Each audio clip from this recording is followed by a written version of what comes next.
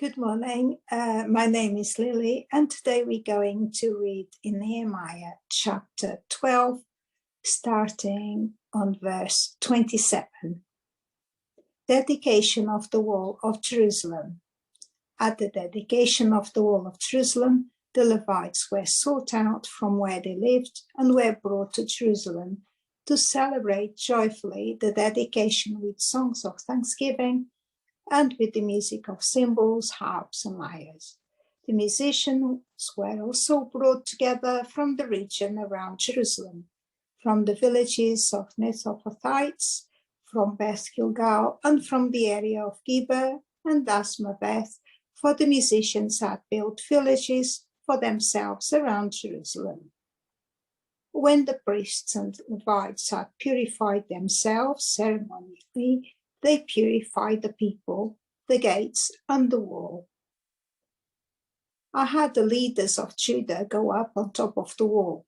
I also assigned 2 large choirs to give thanks. One was to proceed on top of the wall to the right, toward the dung gate.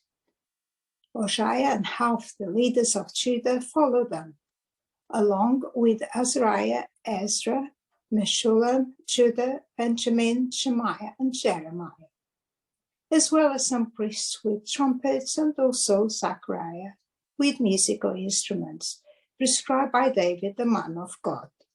Ezra, the teacher of the law, led the procession. At the fountain gate, they continued directly up the steps of the city of David on the ascent to the wall and passed above the site of David's palace to the water gate on the east. The second choir proceeded in the opposite direction. I followed them on top of the wall, together with half the people, past the Tower of the Ovens, to the broad wall, over the gate of Ephraim, Jesna gate and the fish gate, the Tower of Hananel and the Tower of the 100, as far as the sheep gate. At the gate of the guard they stopped. The 2 choirs that gave thanks then took their places in the house of God.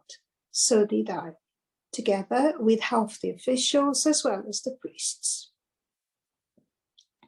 Eliakim, Messiah, Menahem, Micaiah, Elionai, Zechariah, and Ananiah with their trumpets. And on that day they offered great sacrifices, rejoicing because God had given them great joy. The women and children also rejoiced. The sound rejoicing in Jerusalem could be heard far away. So today in this chapter, the walls have been finished, and now it was time to dedicate it. The order for the dedication service was unique. The leaders and singers were divided into 2 groups, with Ezra leading one group and Nehemiah following the choir directing the second group. Why did these Ezra and Nehemiah organize this special kind of dedication service?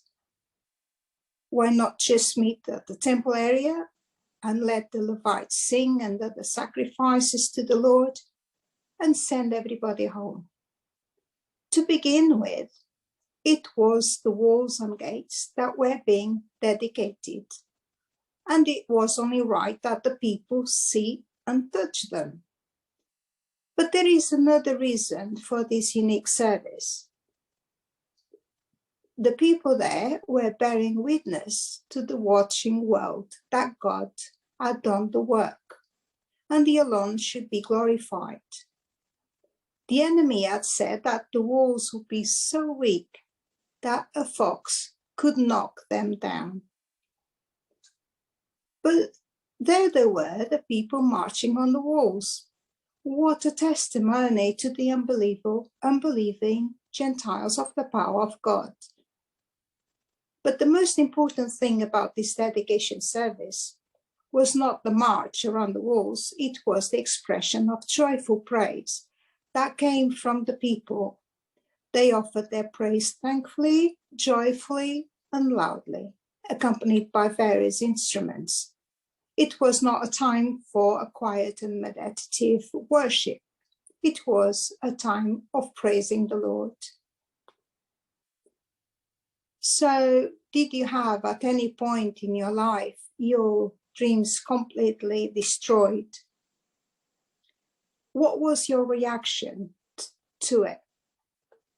Nehemiah's reaction when he heard the walls of Jerusalem were destroyed, he sat down and wept. For some days he mourned and fasted and prayed before the God of heaven. What a lesson Nehemiah is teaching us here. He didn't remain in that state, but he went on rebuilding the walls. What are we to rebuild in our own lives? Have you done like Nehemiah, where you weep, you mourn, you fast, and you pray? I can assure you, if you follow Nehemiah's example, you won't be disappointed.